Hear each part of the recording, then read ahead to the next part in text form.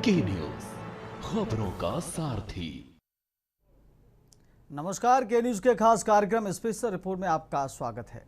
मैं हूं राहुल चौहान। आज हम सबसे पहले बात करेंगे जैन जी का भरोसा, योगी संघ युवा की, वहीं लोक कला की संस्कृति के सारथी सीएम धामी के प्रयासों पर भारी रिपोर्ट देखिए। साथ ही बात होगी बदायूं में भीड़ तंत्र के हिंसक फैसले की और चलते चलते बात कांग्रेस के राष्ट्रीय अध्यक्ष मल्लिकार्जुन खड़गे के हालिया हल्द्वानी दौरे के बाद उत्तराखंड की गर्म सियासत की। चलिए अब खबरों के विस्तार में चलते हैं। उत्तर प्रदेश सबसे बड़ा राजनीतिक मिशन 2027 का विधानसभा चुनाव अभी दूर लग सकता है, लेकिन लखनऊ की सियासत के गिरियारों में से और मात का खेल शुरू हो चुका है। यूपी के मुख्यमंत्री योगी आदित्यनाथ ने विपक्ष को घेरने के लिए एक ऐसा चक्रव्यूह रचा है जिसकी काट खोजना समाजवादी पार्टी, कांग्रेस और बीएसपी के लिए आसान नहीं होगा। इस बार योगी का फोकस सिर्फ पारंपरिक वोट बैंक पर नहीं है, बल्कि उनकी नज़र है यूपी के उस सबसे बड़े साइलेंट और सबसे ताकतवर वोट बैंक पर जिसका नाम है जैन जी, यानी देश की नई युवा ब्रिगेड। जब देश में युवा को आक्रोश में दिखा, तब भी युवा वर्ग ने सीएम के तौर पर योगी आदित्यनाथ को लेकर अपनी एक अलग राय रखी।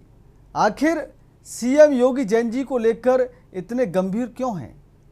क्या है योगी का एकीकृत युवा नीति और राज्य युवा आयोग प्लान, और कैसे योगी का यह जैन जी मिशन अखिलेश और राहुल गांधी की रणनीति को ध्वस्त करने जा रहा है? देखिए हमारी इस खास रिपोर्ट में।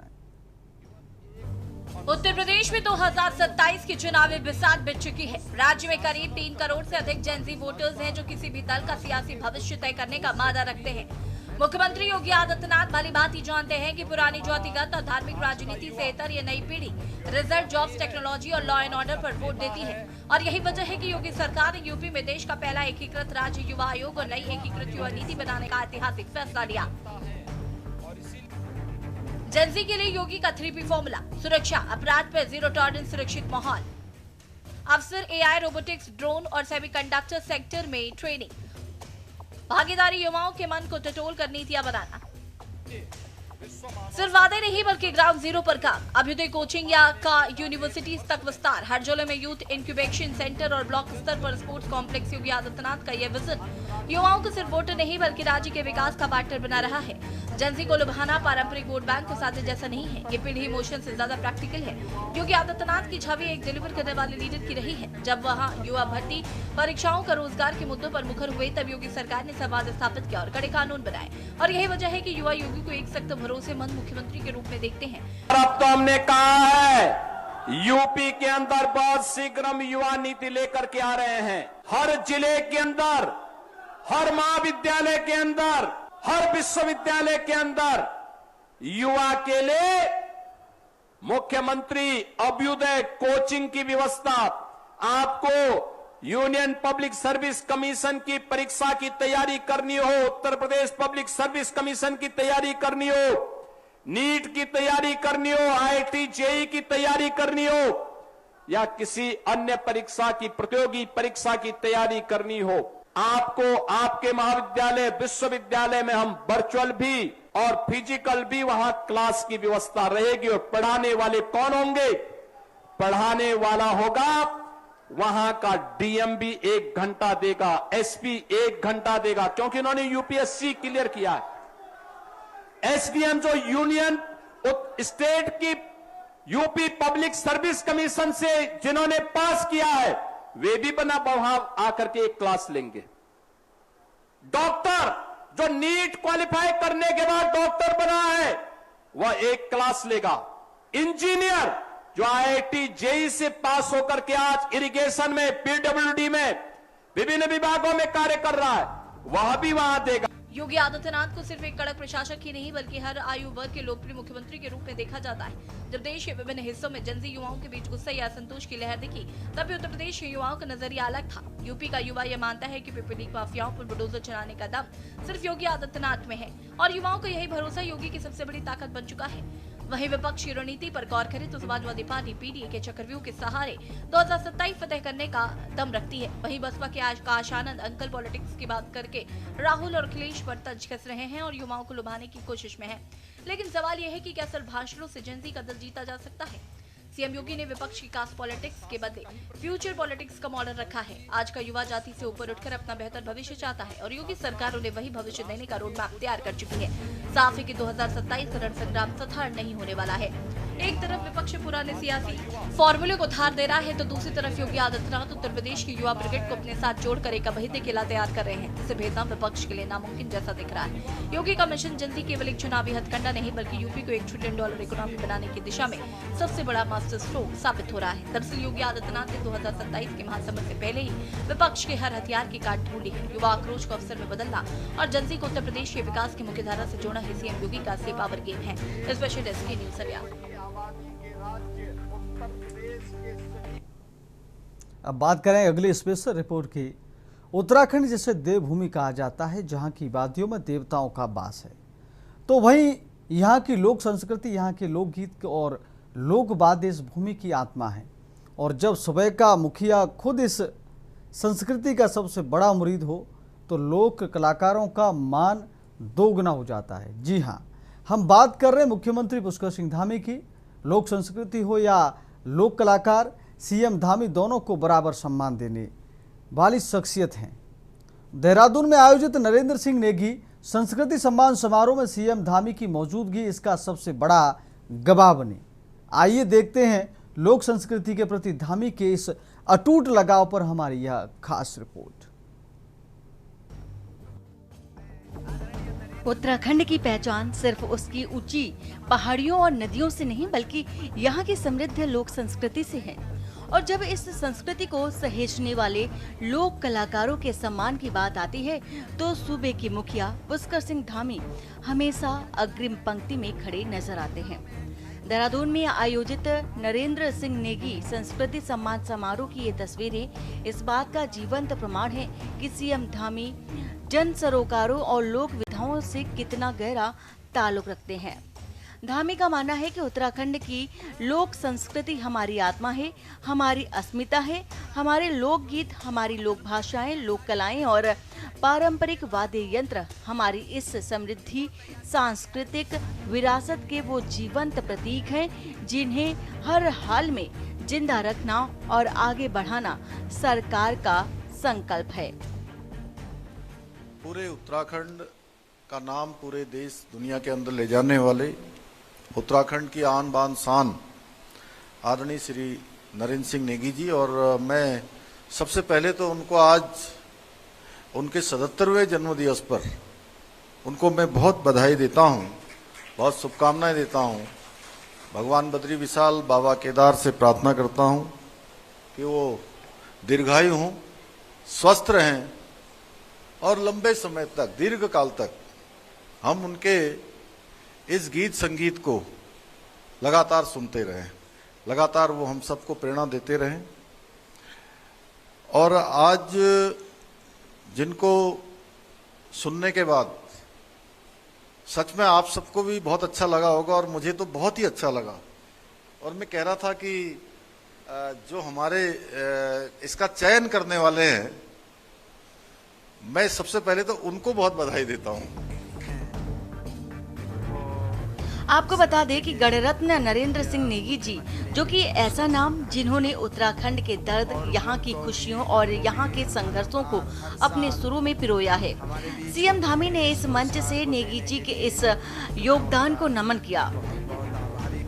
धामी ने खुलकर कहा कि नेगी जी ने सिर्फ गीत नहीं गाए बल्कि उत्तराखंड के सामाजिक सरोकारों को एक दिशा भी दी है। चाहे पहाड़ का पलायन हो या फिर महिलाओं का संघर्ष हो या फिर यहाँ की असीम खूबसूरती, नेगी जी के गीतों ने हर उत्तराखंड के दिल को छुआ है। बता दें कि सीएम धामी का कलाकारों के प्रति यह सम्मान दिखाता है कि वे सत्ता के गलियारों में रहकर भी अपनी मिट्टी की खुशबू को कभी नहीं भूले।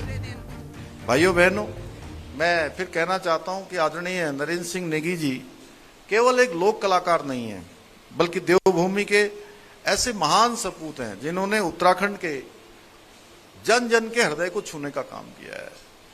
जन जन की भावनाओं को, माताओं बहनों के जीवन में जो चुनौतियां हैं, कठिनाइयां हैं, उनको अपने गीतों के माध्यम से आम जन के समक्ष रखने का प्रयास किया है। और मैं सच कहूं तो नेगी जी ने उत्तराखंड की आत्मा को स्वर प्रदान किया है। और आदरणीय नेगी जी ने हमारे लोक जीवन में जितने प्रकार की परेशानियां हैं, पीड़ा है, संघर्ष है, उसको सौंदर्य को उन सुरों में ढाल कर न केवल उसे जीवंत किया है, बल्कि हमारी सांस्कृतिक चेतना को एक नई ऊर्जा भी देने का काम किया है। आपने चाहे वो पलायन का दर्द हो, पर्यावरण की चिंता हो, विशेष रूप से जो हमारे यहाँ की मातृशक्ति का संघर्ष है, और उस पर बहुत मार्मिक गीत रचे हैं। आपने अपने गीत संगीत लेखनी के माध्यम से न केवल हमारी सांस्कृतिक विरासत को नई ऊंचाइयां प्रदान की हैं, बल्कि उत्तराखंड की आत्मा को सुरों में पिरोकर उसे केवल देश में ही नहीं पूरे विश्व के अंदर ले जाने का काम किया है, प्रतिष्ठित किया है। और आपका ठंडो रे ठंडो मेरो पहाड़ की हवा ठंडी पानी ठंडो, ये गाना मुझे बहुत बचपन से ही बहुत पसंद था। और कभी मैं किसी कार्यक्रम में होता हूं तो मैं नेगी जी से हमेशा उनसे बहुत अनुरोध करता हूं कि वो गाना जो है वो गाते हैं तो बहुत ही अच्छा लगता है। ऐसा लगता है कि हम बिल्कुल पहाड़ों की वादियों में हैं। दरअसल ये पहला मौका नहीं है जब सीएम पुष्कर सिंह धामी का लोक संस्कृति के प्रति यह प्रेम दिखा हो। इससे पहले इगास पर्व को बड़े पैमाने पर मनाने की शुरुआत हो या उत्तराखंड के पारंपरिक मेलों को राजकीय मेला घोषित करना, धामी सरकार लगातार उत्तराखंड की धरोहर को सहेजने में जुटी है। मुख्यमंत्री का साफ संदेश है कि आधुनिकता की दौर में हम अपना जड़ों को न भूलें और पारंपरिक वाद्यों, ढोल दमाऊ, हुड़का और रण सिंघा की थाप को वैश्विक मंचों तक पहुंचाना धामी सरकार की प्राथमिकता में शामिल है। जाहिर है कि मुख्यमंत्री पुष्कर सिंह धामी के नेतृत्व में उत्तराखंड की लोक संस्कृति को न सिर्फ संरक्षण मिल रहा है, बल्कि लोक कलाओं को वो सम्मान, वो मंच भी मिल रहा है जिसके वे हकदार हैं। नरेंद्र सिंह नेगी संस्कृति सम्मान समारोह में धामी की भागीदारी ने एक बार फिर साबित कर दिया है कि वे जन सरोकारों से जुड़े एक संवेदनशील राजनेता है। स्पेशल डेस्क के न्यूज इंडिया।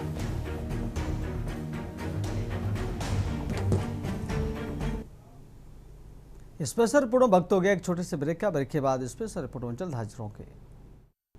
ब्रेक के बाद आपका बहुत स्वागत है। बढ़ते हैं अगली स्पेशल रिपोर्ट में। सड़क पर आवारा जानवरों की वजह से अक्सर सड़क हादसे हो जाते हैं, लेकिन हादसों के बाद कई बार जब भीड़ कानून को हाथ में ले लेती है तो स्थिति और भी बिगड़ जाती है।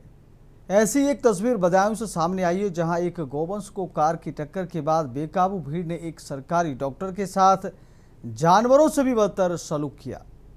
सवाल यह है कि हादसे के बाद मामले कानून के दायरे से हल किए जाएंगे या भीड़ तंत्र सड़क पर फैसला करेगी।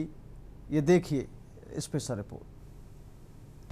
सड़क पर हुआ हादसा, कार से एक गाय टकराई, हिंसक भीड़ ने कर दी डॉक्टर की पिटाई, बेकाबू भीड़ ने उठाया सवाल, कानून हाथ में लेने का किसने दिया अधिकार। जिस शख्स को भीड़ बेरहमी से पीट रही है उसका नाम राहुल सिद्धार्थ है। राहुल सरकारी डॉक्टर है। आरोप है कि राहुल अपनी स्कॉर्पियो से जा रहे थे, तभी रास्ते में एक आवारा गाय अचानक सामने आ गई। गाड़ी की टक्कर से गाय घायल हो गई। इसके बाद जो हुआ उसकी तस्वीरें आपको विचलित कर सकती हैं। गुस्साई भीड़ ने कानून अपने हाथ में ले लिया और डॉक्टर राहुल पर चारों तरफ से हमला कर दिया। पुलिस की मौजूदगी में भी भारी मारपीट होती नजर आई और उनकी गाड़ी में जमकर तोड़फोड़ की गई। राहुल ग्रामीणों के सामने खुद को छोड़ने की गुहार लगाते नजर आए, लेकिन बेकाबू भीड़ ने एक ना सुनी। देखिए, एक तरफ घायल जानवर की मरहम पट्टी और दूसरी ओर जानवर बनी भीड़ का शिकार डॉक्टर। सबसे बड़ा सवाल इस वीडियो के लेकर ये भी है कि जब राहुल को पीटा जा रहा था तो उस वक्त मौके पर पुलिस कर्मी भी मौजूद दिखाई दे रहे हैं। इसके बावजूद डॉक्टर के साथ मारपीट जारी रही और भीड़ डॉक्टर को पीटती नजर आई। उनकी गाड़ी में तोड़फोड़ होती रही, लेकिन पुलिस इस हिंसक भीड़ को रोकने में नाकाम नजर आई। शुरुआत में डॉक्टर राहुल सिद्धार्थ घटना की तहरीर देने के पक्ष में नहीं थे, लेकिन जानकारी के मुताबिक एसएसपी अंकिता शर्मा ने खुद डॉक्टर से बात की। इसके बाद बुधवार को राहुल सिद्धार्थ की ओर से अलापुर थाने में तहरीर दी गई। फिलहाल 4 नामजद आरोपी गिरफ्तार हैं और बाकी आरोपियों की तलाश जारी है। इस घटना के बाद सवाल ये है कि अगर किसी वाहन से हादसा हो जाए तो क्या भीड़ को कानून अपने हाथ में लेने का अधिकार मिल जाता है? हादसे के बाद इंसाफ कानून के रास्ते से होगा या भीड़ खुद ही फैसला सुनाएगी? साथ ही कानून व्यवस्था बनाए रखने की जिम्मेदार पुलिस इतनी लाचार थी कि एक डॉक्टर को हिंसक भीड़ से बचा नहीं सकी। स्पेशल डेस्क के न्यूज इंडिया। अब बढ़ते अगली स्पेशल रिपोर्ट की ओर। कांग्रेस के राष्ट्रीय अध्यक्ष मल्लिकार्जुन खड़गे के हाल ही हल्द्वानी दौरे के बाद उत्तराखंड कांग्रेस में अंदरूनी गुटबाजी और खींचतान की चर्चाएं तेज हो गई हैं। पूर्व मुख्यमंत्री हरीश रावत खेमे की कथित नाराजगी, वरिष्ठ नेताओं की जनसभा से गैर मौजूदगी और दिग्गज कांग्रेस नेता गोविंद सिंह कुंजवाल के भतीजे दिनेश कुंजवाल के यूकेडी में शामिल होने जैसे घटनाक्रमों ने 2027 के विधानसभा चुनाव से पहले पार्टी की चिंताएं बढ़ा दी हैं। राजनीतिक गलियारों में चर्चा है कि संगठन में अपेक्षित तवज्जो न मिलने से एक धड़ा नाराज है, जिससे चुनाव पूरे कांग्रेस को झटके लग सकते हैं। वहीं खड़गे के जाने के बाद भी एक और नया विवाद खड़ा हो गया है। ये पहले रिपोर्ट देखिए। हल्द्वानी के रामलीला मैदान में कांग्रेस की सभा के बाद कराए गए शुद्धिकरण को लेकर कांग्रेस कार्यकर्ताओं में नाराजगी बढ़ती जा रही है। कांग्रेस के राष्ट्रीय अध्यक्ष मल्लिकार्जुन खड़गे की सभा के बाद हुए शुद्धिकरण को कांग्रेस ने राजनीतिक और अपमानजनक कृत्य बताते हुए भाजपा सरकार के खिलाफ जोरदार प्रदर्शन किया है। कार्यकर्ताओं ने भाजपा सरकार का पुतला दहन कर जमकर नारेबाजी की। इस दौरान कार्यकर्ताओं में भारी आक्रोश देखने को मिला।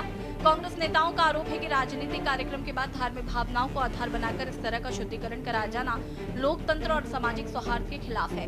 पुतला दहन के दौरान कांग्रेस कार्यकर्ताओं ने भाजपा सरकार पर माहौल खराब करने और राजनीतिक दुर्भावना से काम करने का आरोप लगाया है। हालांकि भाजपा अपने ऊपर लगे आरोपों को निराधार बता रही है। शुद्धिकरण व हवन कार्यक्रम को धार्मिक संगठन का आयोजन बताया जा रहा है। सद्बुद्धि के लिए यज्ञ कर रहे हैं रामलीला मंचन मैदान में। यहाँ पर 2-3 दिन पहले जो धर्म विरोधी तत्वों ने जो है हमारे मर्यादा पुरुषोत्तम भगवान रामचंद्र जी हमारे हिंदू धर्म के जो खिलाफ बातें करते हैं, हमारे हिंदू धर्म के विनाश की बातें करते हैं, उनको हमने पूर्ण रूप में जो है इस धरती माता से हम प्रार्थना करते हैं, भारत माता से, भगवान मर्यादा पुरुषोत्तम रामचंद्र से, हे भगवान ऐसे अराजक तत्वों से जो मानवता के खिलाफ हों, जो धर्म के खिलाफ कार्य करते हों, उनकी बुद्धि पे या तो बुद्धि का संहार कर दें, अगर बुद्धि का फिर भी वो होते तो उनका ही जो है इस धरती से, जैसे भगवान रामचंद्र जी ने रावण रूपी राक्षसों का वध करने के लिए अवतार लिया। देखिए जिस तरह की राजनीति भाजपा कर रही है कि जिसके पास मुद्दे नहीं है, अब वो एआई से फैब्रिकेटेड वीडियो बना के सांप्रदायिक माहौल खराब करना चाह रही है। और दूसरा जो है कि एक दलित व्यक्ति हमारे राष्ट्रीय अध्यक्ष मल्लिकार्जुन खड़गे साहब रामलीला ग्राउंड में आए, उसके बाद इन्होंने उसका शुद्धिकरण किया। तो हमारी ये इसलिए है कि ये लोग इस प्रदेश का माहौल खराब करना चाहते हैं। इन लोगों ने दलित का अपमान किया है, उसके लिए भाजपा सरकार और भाजपा के नेता माफ़ी मांगे। आखिर वो किस तरह की राजनीति कर रहे हैं। यह सुनकर मन बहुत ही आहत हुआ कि कल हल्द्वानी में जिस स्थल पर कांग्रेस पार्टी की, हमारी पार्टी की रैली हुई, मल्लिकार्जुन खड़गे जी ने जिस मंच से उत्तराखंड के हमारे सभी सम्मानित भाइयों को, बहनों को संबोधित किया, भाजपा से जुड़े कुछ लोगों ने उस मंच पर शुद्धिकरण का काम किया। मंत्रोच्चार के साथ किया गया ये शुद्धिकरण का कार्य वास्तविक रूप में ये मानवता के विपरीत है। भारतीय जनता पार्टी और कांग्रेस की विचारधारा में आधारभूत फर्क यही है कि एक तरफ जहां हमारी पार्टी, कांग्रेस पार्टी, मानवता को ही सर्वोच्च धर्म मानती है और मानवता के प्रति समर्पित है, वहीं दूसरी ओर भारतीय जनता पार्टी जाति और धर्म का द्वेष पैदा कर, पोंगापंथ फैलाकर और दकियानुसी बातें करके हमारे समाज को बांटने का काम करती है। उत्तराखंड क्रांति दल हमेशा से इस बात को कहता रहा है कि भारतीय जनता पार्टी राजनीतिक रूप से आकंठ भ्रष्टाचार में डूबी हुई पार्टी है। ये दुराचारी है, बेविचारी है, इसका कोई राजनीतिक एजेंडा नहीं है। नफरतों की सीमाएं लांघकर ये सत्ता में बैठकर आम जनमानस को कैसे लूट रहे हैं। अगर उसकी वानगी अगर देखनी है तो आप उत्तराखंड में देखिए खड़गे जी उत्तराखंड में आए, उन्होंने अपनी एक सभा करी, कांग्रेस ने अच्छी खासी भीड़ वहां इकट्ठा करी। भारतीय जनता पार्टी कांग्रेस से घबराकर जनता का ध्यान भटकाने के लिए खड़गे जी के जाने के बाद जिस तरीके से मंच का शुद्धिकरण कर रही थी, तो ये साफ है कि भारतीय जनता पार्टी यूजीसी कानून लाकर हिंदू स्वर्ण बनाम दलित का झगड़ा खड़ा करना चाह रही है। देखिए, भारतीय जनता पार्टी ने वहां पर कोई ऐसा शुद्धिकरण का कार्यक्रम नहीं किया है। कांग्रेस बार बार जो अपना स्वभाव है झूठ बोलने का, उसी के अनुरूप अपना आचरण फिर दोहरा रही है। और हमारा ये मानना है कि भारतीय जनता पार्टी पंच निष्ठाओं के आधार पर खड़ी हुई एक राजनीतिक पार्टी है। भारतीय जनता पार्टी सामाजिक समरसता को लेकर के काम करने वाली पार्टी है। भारतीय जनता पार्टी केवल चुनावी राजनीति नहीं करती है। ये कांग्रेस की समस्या है कि वो केवल और केवल चुनावी राजनीति करती है, जनता को बरगलाने का काम करती है।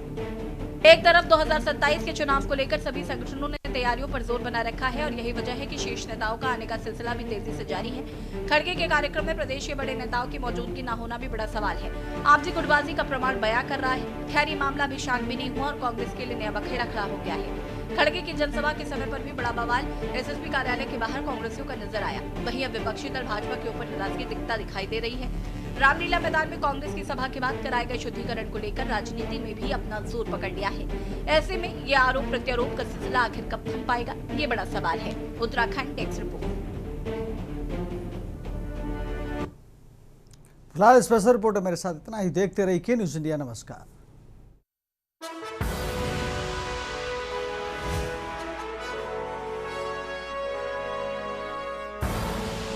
आप देख रहे